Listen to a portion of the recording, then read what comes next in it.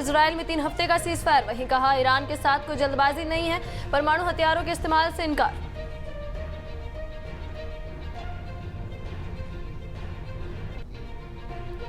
PM Modi ने की हुगली में नाव की सवारी, नाविकों से भी मिले। शाह बोले ममता के गुंडों को उल्टा लटकाकर सीधा करेंगे।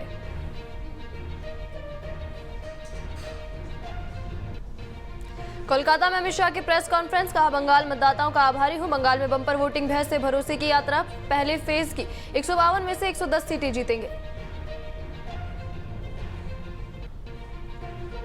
नदबई के बाजार, प्राइवेट स्कूल बंद, ज्वेलर के हत्यारों की गिरफ्तारी नहीं होने से नाराज व्यापारी, आक्रोश रैली के बाद अनिश्चितकालीन धरने की शुरुआत।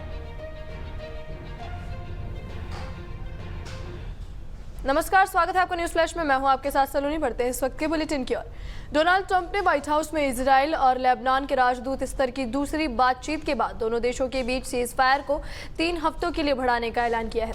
उन्होंने सोशल मीडिया पर बताया कि वह जल्द ही इजराइल के प्रधानमंत्री बेंजामिन नेतन्याहू और लेबनान के राष्ट्रपति जोसेफ आउन को व्हाइट हाउस बुलाने की योजना बना रहे हैं। वहीं ईरान के साथ समझौते को लेकर ट्रंप ने कहा कि कोई भी डील तभी होगी जब वह अमेरिका के हित में होगी। उन्होंने साफ किया कि इस मामले में कोई तय समय सीमा नहीं है और वह जल्दबाजी में फैसला नहीं करेंगे। उन्होंने यह भी कहा कि ईरान के खिलाफ परमाणु हथियारों का इस्तेमाल नहीं किया जाएगा। उनके मुताबिक नॉन न्यूक्लियर हमलों से ही ईरान की पहले की भारी नुकसान पहुंचाया जा चुका है, इसलिए परमाणु हथियारों की जरूरत नहीं है। वहीं भारत सरकार ने अपने नागरिकों को ईरान की यात्रा न करने की सलाह दी है। विदेश मंत्रालय ने कहा कि मौजूदा हालात को देखते हुए लोगों को वहां जाने से बचना चाहिए।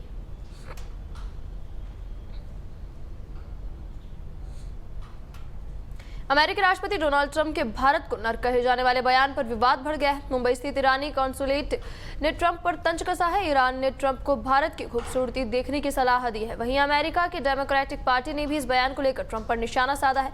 ईरान कॉन्सुलेट ने सोशल मीडिया प्लेटफॉर्म एक्स पर एक 16 सेकंड का वीडियो पोस्ट किया है।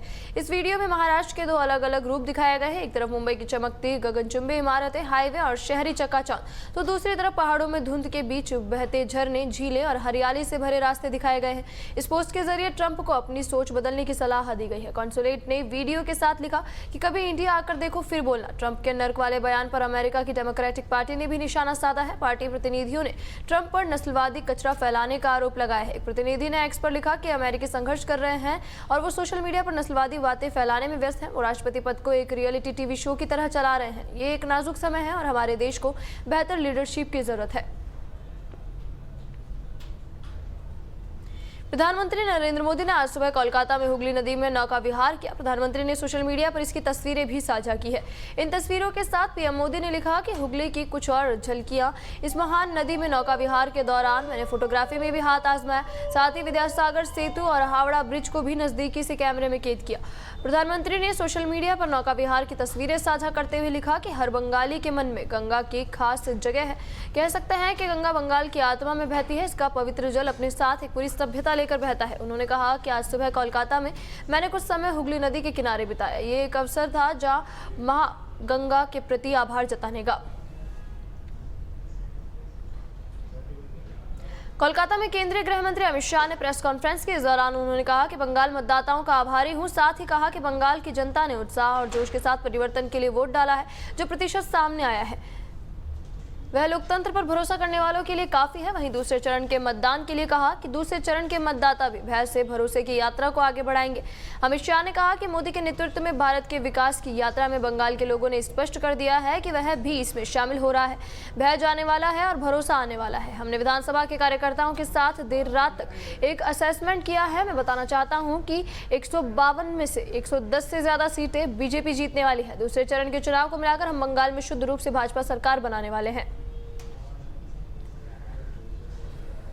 सभा 2026 के चुनाव के प्रथम चरण में मतदान के सारे बंगाल के रिकॉर्ड तोड़ते हुए बंगाल की जनता ने अभूतपूर्व उत्साह और जोश के साथ बंगाल में परिवर्तन के लिए वोट डाला है। भारतीय जनता पार्टी बंगाल की टीम ने एक असेसमेंट करा है, जो पोलिंग हुई है वैसा इसका, और मैं स्पष्ट रूप से आपको बताना चाहता हूं 152 सीटों में से 110 से ज्यादा सीटें भारतीय जनता पार्टी जीतने जा रही है। इसका मतलब है कि दूसरे चुनाव चरण को मिलाकर हम प्रचंड बहुमत के साथ बंगाल में शुद्ध रूप से भारतीय जनता पार्टी की सरकार बनाने वाले हैं। बंगाल की मुख्यमंत्री जी अफवाह फैला रही हैं कि बंगाल में अगर भाजपा का शासन आया तो बाहरी लोग शासन करेंगे। मैं दीदी को बताना चाहता हूं, दीदी बंगाल का अगला मुख्यमंत्री बंगाल में ही जन्म लेने वाला, बंगाली मीडियम में पढ़ा लिखा और बंगाली बोलने वाला होगा। इतना ही है कि आपका भतीजा नहीं होगा, वो भारतीय जनता पार्टी का कार्यकर्ता होगा। अगली सरकार बंगाल के ही भारतीय जनता पार्टी के कार्यकर्ता ने बनानी है। मैं आज बंगाल की माताओं बहनों को आश्वस्त करना चाहता हूं कि 5 तारीख को भारतीय जनता पार्टी की सरकार बनने के बाद रात को 1 बजे भी छोटी सी बच्ची किशोरी स्कूटी लेकर निकलेगी, कोई गुंडा उसके सामने आंख उठाकर नहीं देख पाएगा। आने वाले दिनों में हमने तय किया है कि किसान की खुशहाली के लिए यहाँ के सारे परंपरागत क्रॉप है, इसके बड़े रिसर्च सेंटर हम यहाँ पर बनाएंगे, चाहे आलू हो, चाहे धान हो, चाहे बंगाल की मालदा की मसूर आम हो। हजारों हेक्टेयर भूमि अनधिकृत एंक्रोचमेंट में है। हम आसाम की तर्ज पर बंगाल में भी अनधिकृत एंक्रोचमेंट पर बहुत बड़ा ड्राइव चलाकर ये जमीन को बंगाल के विकास के लिए हम मुक्त कराने का काम करेंगे। लखनऊ में शुक्रवार को उत्तर जोन का बड़ा कृषि सम्मेलन आयोजित हुआ, जिसमें 9 राज्यों और केंद्र शासित प्रदेशों के मंत्री, वैज्ञानिक, किसान और एफपीओ एक मंच पर नजर आए। सम्मेलन का शुभारंभ योगी आदित्यनाथ ने किया। केंद्रीय कृषि मंत्री शिवराज सिंह चौहान भी सम्मेलन में शामिल हुए। कार्यक्रम में कृषि उत्पादन, खाद्य प्रसंस्करण और विपणन को गति देने पर फोकस किया गया। सम्मेलन में उत्तर प्रदेश, हरियाणा, हिमाचल प्रदेश, उत्तराखंड, पंजाब, दिल्ली, चंडीगढ़, जम्मू कश्मीर और लद्दाख के कृषि मंत्री, प्रमुख सचिव, निदेशक, कृषि वैज्ञानिक और प्रगतिशील किसानों ने भाग लिया। इसके अलावा एफपीओ, नाबार्ड, बैंकिंग सेक्टर और कृषि स्टार्टअप से जुड़े प्रतिनिधि भी मौजूद रहे। अलग राज्यों के जलवायु को देख के, माटी को देख के, वहां की आवश्यकताओं को देख के, वहां की समस्याओं को देख के हम ठीक योजना बना पाएंगे। इसी कड़ी में ये दूसरी रीजनल कॉन्फ्रेंस है। एक जयपुर में पहली हुई, ये दूसरी है यहां पे, और मुझे लग रहा है कि ये बहुत उपयोगी है। संबंधित राज्यों के सभी खेती से संबंधित प्रमुख अधिकारी आए हुए, और ये उत्तर क्षेत्र तो बहुत महत्वपूर्ण है हमारे लिए। एक तरफ यहां पंजाब और हरियाणा जैसे राज्य है जिनने हरित क्रांति की शुरुआत की थी, दूसरी तरफ उत्तर प्रदेश है कि उत्तर प्रदेश तो देश में खाद्यान्न उत्पादन में आज नंबर 1 है। सबसे ज्यादा योगदान उत्तर प्रदेश का खाद्यान्न उत्पादन में है। यहां की माटी, यहां की जलवायु, यहां के मेहनती किसान, और उसके साथ साथ हिमाचल है, उत्तराखंड है, जम्मू कश्मीर है, वहां के फल, वहां के फूल, वहां की सब्जियां, उनकी अलग ही बात है। और अलग अलग हम प्रदेशों के बारे में सोचें तो उनकी समस्याएं भी अलग अलग है। एक तो मैं आप सबको इस बात के लिए बधाई देना चाहता हूं कि देश के अन्न के भंडार आज हमने भर के रखे हैं, दुनिया में कहीं से मंगाने की जरूरत नहीं। गेहूं, चावल में तो भारत उत्पादन में आज नंबर 1 है दुनिया। कृषि शिक्षा से जुड़े हुए जो हमारे प्रशिक्षु हैं, उनके मन में कितनी बेहतरीन जिज्ञासा थी कि उन्हें पहली बार अपने इनोवेशन को व्यवहारिक धरातल पर उतारने के लिए एक बेहतरीन अवसर प्राप्त हुआ है। पहली बार हुआ कि लैब में हम अलग से कोई अनुसंधान करें और फिर उसको लैंड तक आने में जो समय लगता था, अब लैब को ही लैंड तक पहुंचा दिया है और इस अभिनव प्रयास के लिए मैं माननीय शिवराज सिंह चौहान जी का हृदय से धन्यवाद करता हूं कि उन्होंने व्यवहारिक रूप से इसको देश के धरातल पर उतारने का कार्य किया है। थोड़ा सा प्रयास कर लें तो हमारे अन्नदाता किसान इतने मेहनती हैं, इतना व्यवहारिक जानकारी उनके पास है। हमें शासन की योजना के बारे में उन्हें थोड़ा अवगत कराना है और वह अपने आप ही उससे बेहतर परिणाम देने को तैयार है। गुजरात में 26 अप्रैल 2026 को होने वाले स्थानीय निकाय चुनावों के लिए प्रचार के अंतिम दिन मुख्यमंत्री भूपेंद्र पटेल और प्रदेश भाजपा अध्यक्ष जगदीश विश्वकर्मा ने अहमदाबाद के बापूनगर और पूर्वी क्षेत्रों में रोड शो किया। रोड शो श्याम शिखर 4 रास्ता से शुरू होकर इंडिया कॉलोनी रोड, ठक्कर नगर, लीला नगर, खोड़ियार नगर और बेटी बचाओ सर्कल से गुजरते खोड़ियार मंदिर पर समाप्त हुआ। भरतपुर के नदबई कस्बे में जूलर योगेंद्र चोपड़ा के हत्यारे अभी भी पुलिस की गिरफ्त से दूर हैं। पुलिस काफी कोशिश के बाद भी आरोपियों का कोई सुराग नहीं लगा पाई है, जिसको लेकर लोगों में आक्रोश बढ़ता जा रहा है। इसी आक्रोश के चलते आज नदबई कस्बे के बाजार, प्राइवेट स्कूलों को बंद रखा गया है। साथ ही आक्रोश रैली निकाली गई और तहसीलदार कार्यालय पर अनिश्चितकालीन धरने की शुरुआत की। आक्रोश रैली रेलवे स्टेशन से शुरू हुई और तहसीलदार कार्यालय के सामने नारेबाजी पर खत्म हुई। आरएसी की 5वीं बटालियन का जयपुर में भव्य अलंकरण समारोह संपन्न हुआ। इस दौरान मुख्य अतिथि डीजीपी राजस्थान राजीव कुमार शर्मा ने पुलिस अधिकारियों और कर्मचारियों को उत्कृष्ट सेवाओं के लिए डीजीपी डिस्क और सेवा पदक प्रदान किए। डीजीपी ने कर्मियों को नए कीर्तिमान स्थापित करने और पूरी निष्ठा से कार्य करने का संदेश दिया। वहीं DG law and order Sanjay Agarwal भी विशिष्ट अतिथि के रूप में समारोह में मौजूद रहे। कार्यक्रम में पुलिस बल के अनुशासन, समर्पण और उत्कृष्ट कार्यों की सराहना की गई। एडीजी रुपिंदर सिंह ने सभी अतिथियों और प्रतिभागियों का आभार व्यक्त किया। समारोह में बड़ी संख्या में अधिकारी, कर्मचारी और आमंत्रित अतिथि शामिल हुए।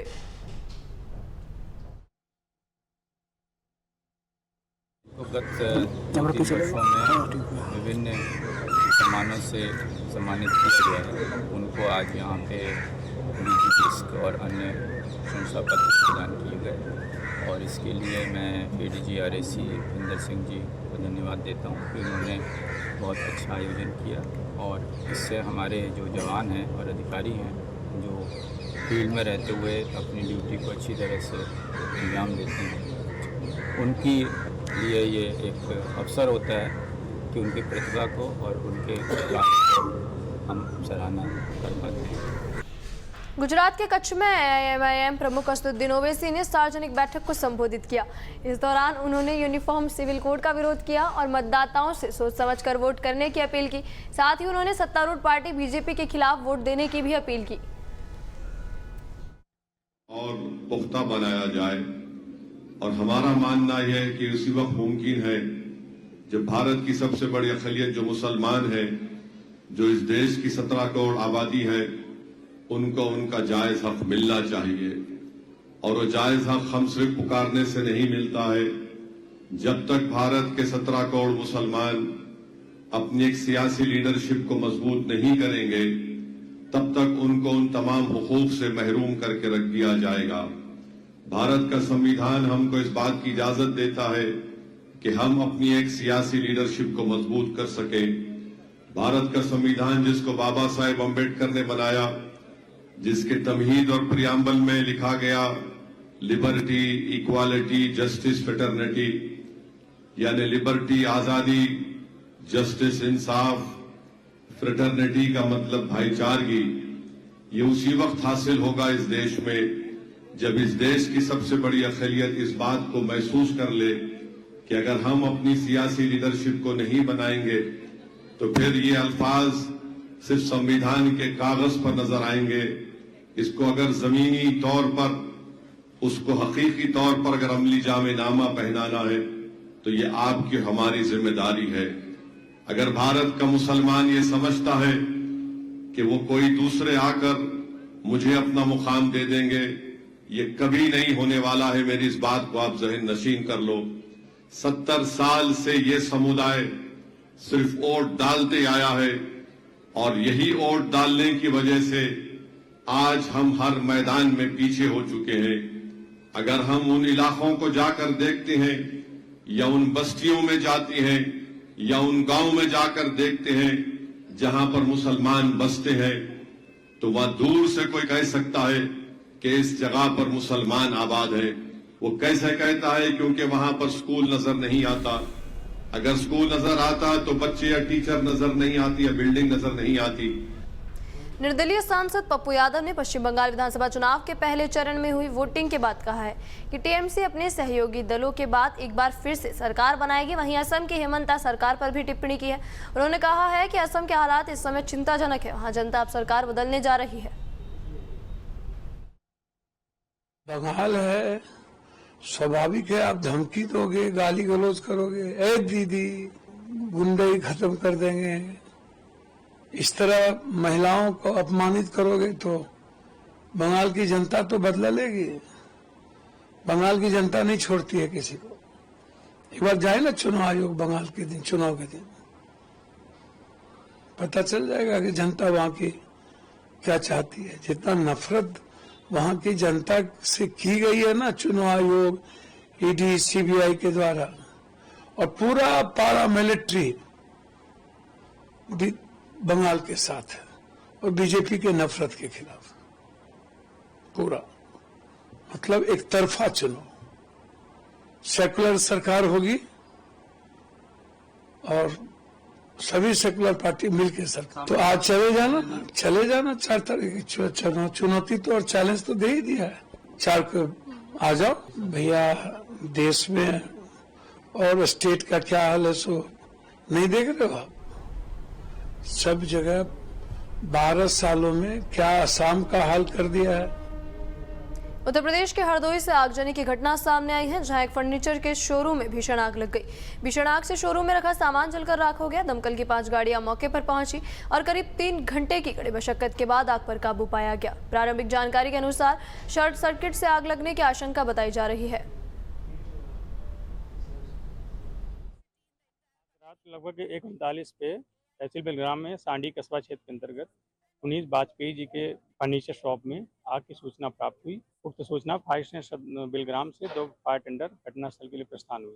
घटनास्थल पे पहुंच कर देखा गया कि आग की स्थिति बहुत विकराल हो रही थी। उक्त स्थिति को देखते हुए फायर स्टेशन सदर से 3 अतिरिक्त गाड़ियां घटनास्थल के लिए मांग की गई। कुल 5 गाड़ियों की मदद से आग को बुझाना प्रारंभ किया। नज़दीकी वाटर सोर्स से पानी को प्राप्त करके लगातार पंपिंग करके लगभग 3 घंटे के अथक प्रयास से आग को पूर्ण रूप से बुझा लिया गया है। एक बड़ी घटना होने से बचाया गया। किसी तरह का कोई जनहानि नहीं है।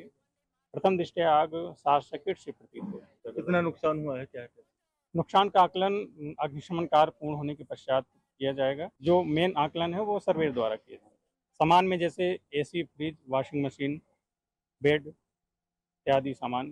भाई साहब, इलेक्ट्रॉनिक विद फर्नीचर का हमारा शोरूम था। ठीक है, हम 1:10 पे शोरूम अपना बंद करके घर पहुंचे। ठीक है, 1:20 पे हमारे पास फोन आ गया लड़के का, जो पड़ोस में दुकान चला रहा था। वो बेचारा बेड बना रहा था।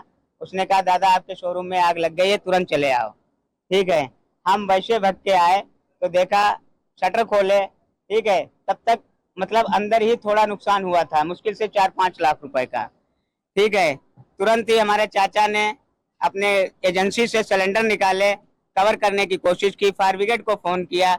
ठीक है, लेकिन फायर ब्रिगेड मौके पे नहीं आई। लगभग हमारे हिसाब से 1.5 घंटे बाद एक गाड़ी फायर ब्रिगेड की आई।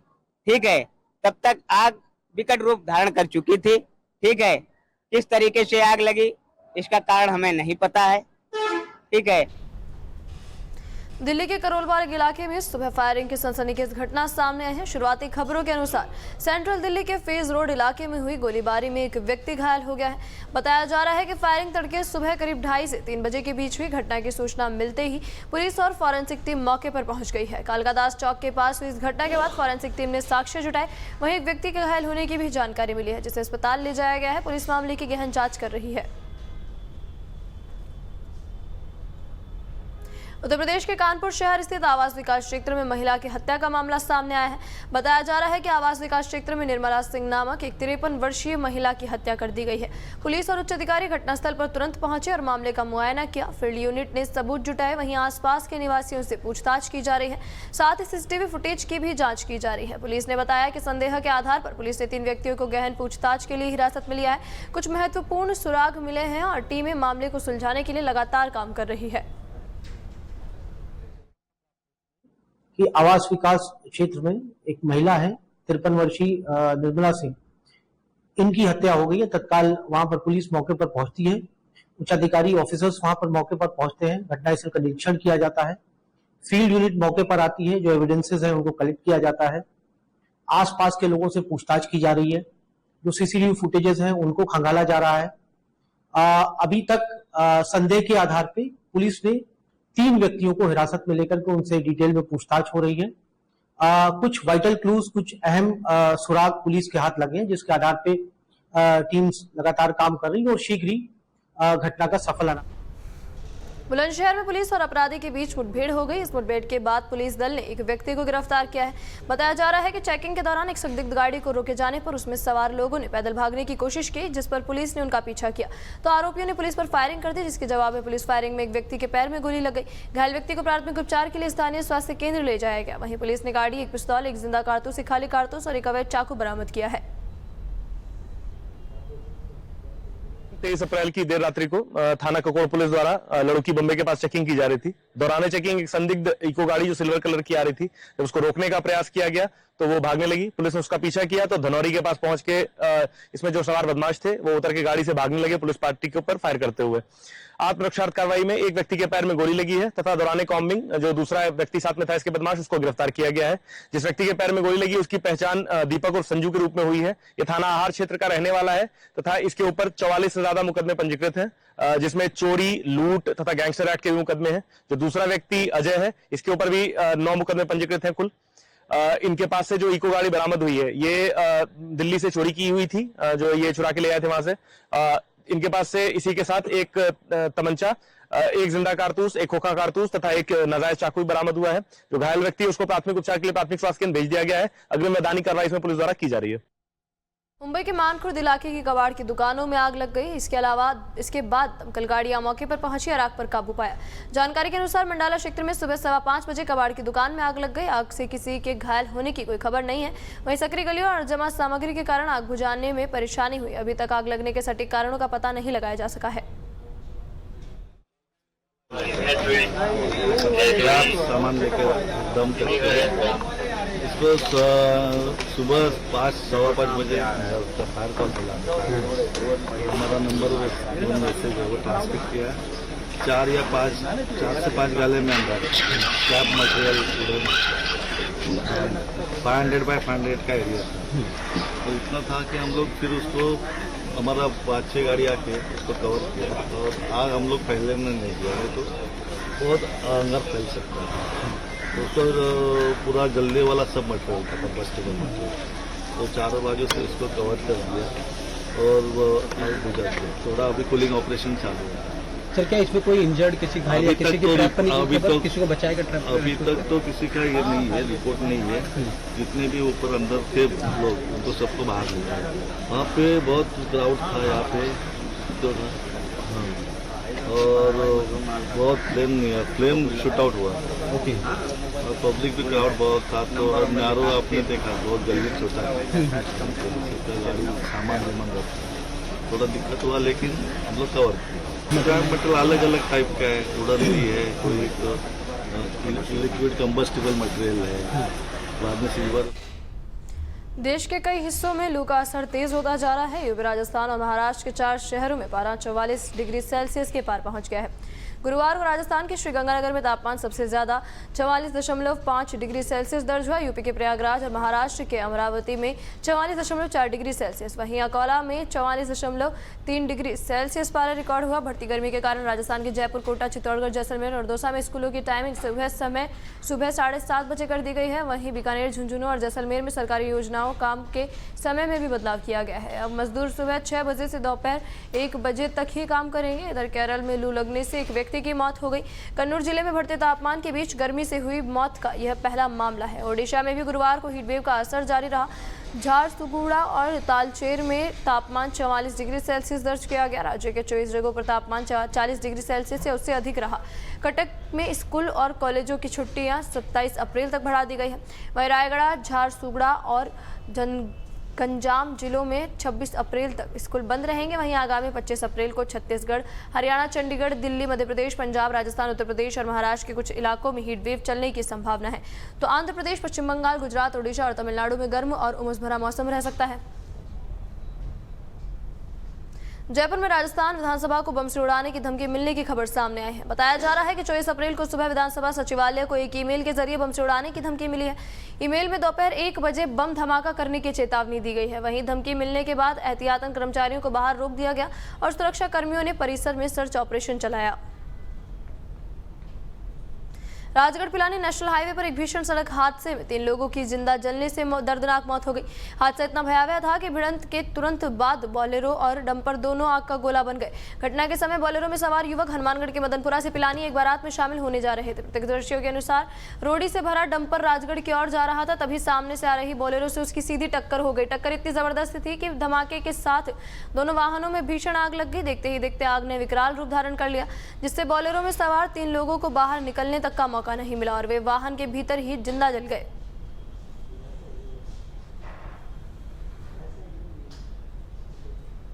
फिलहाल के इस बुलेटिन में इतना ही और खबरों के लिए बने रहिए न्यूज़ फ्लैश के साथ। नमस्कार।